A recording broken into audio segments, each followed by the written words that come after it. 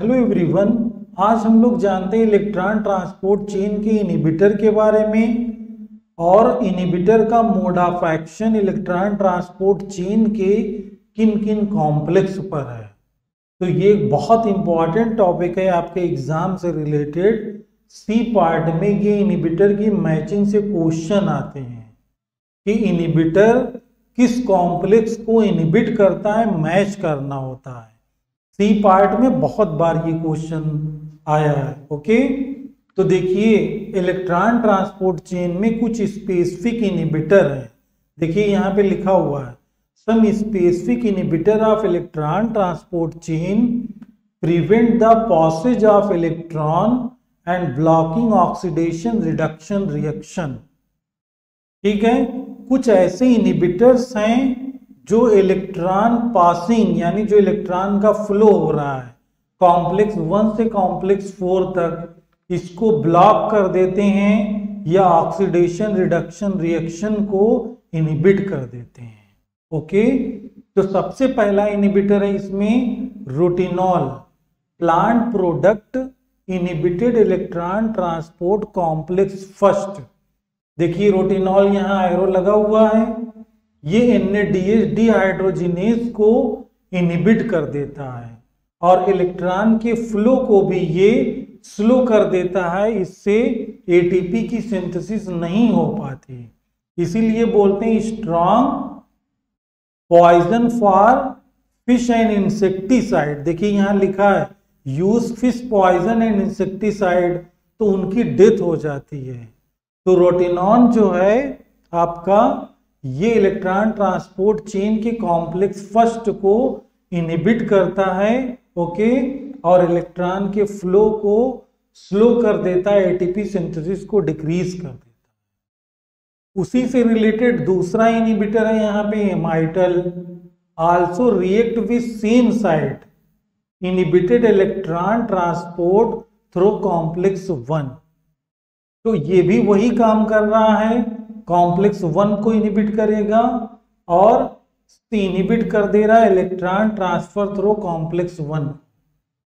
फिर एंटीमाइसिन ए, ये बहुत फेमस है। देखिए ये एरो दिख रहा है, एंटीमाइसिन ए इनहिबिटेड कॉम्प्लेक्स थर्ड क्यूनोन को, ऑक्सीडाइज क्यूनोन को इनहिबिट कर देता है।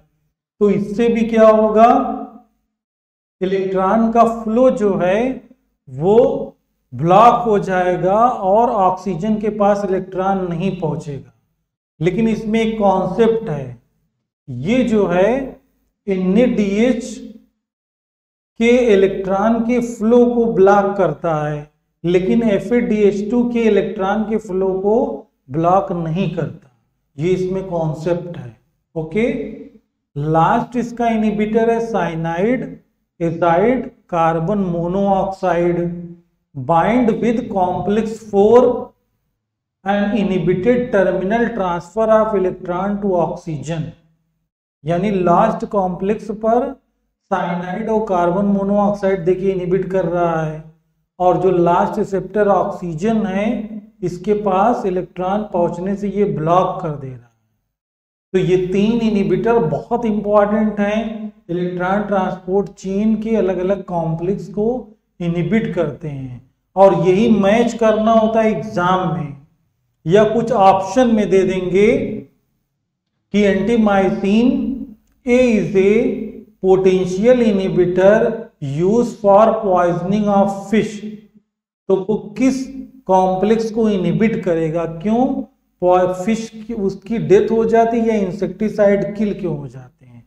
तो जनरल सी बात है ATP नहीं बनेगी तो ऑर्गेनिज्म की डेथ हो जाएगी। ओके, अब नेक्स्ट हम लोग स्लाइड में बात करते हैं ट्राइकार्बोक्सिलिक एसिड साइकिल यानी क्रेब साइकिल के इनहिबिटर के बारे में।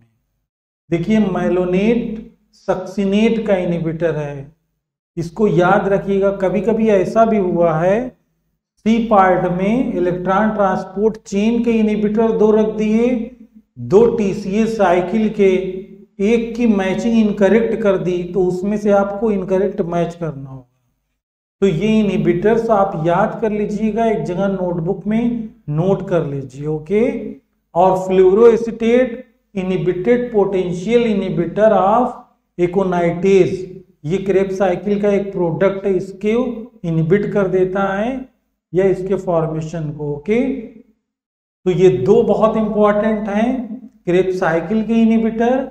बाकी ये 3-4 जो ऊपर दिए गए हैं, रोटिनॉन, एंटीमाइसिन ए, साइनाइड और carbon monoxide inhibited different electron transport complex, inhibited the electron flow to last receptor oxygen and inhibited the synthesis of ATP.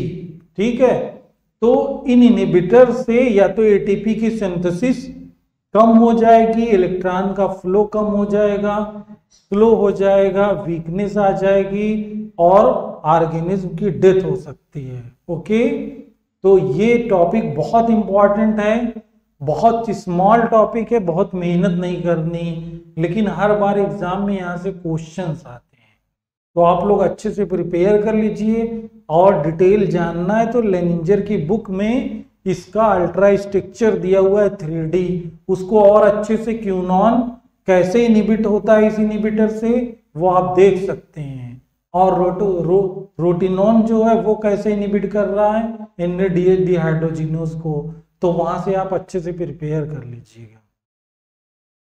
हमारे जितने लेक्चर हैं वो रियल कॉन्सेप्ट हैं, ज्यादातर हमारे लेक्चर वही हम अपलोड कर रहे हैं जो सी पार्ट में क्वेश्चन आते हैं, तो एक भी लेक्चर को आप इग्नोर मत करिए।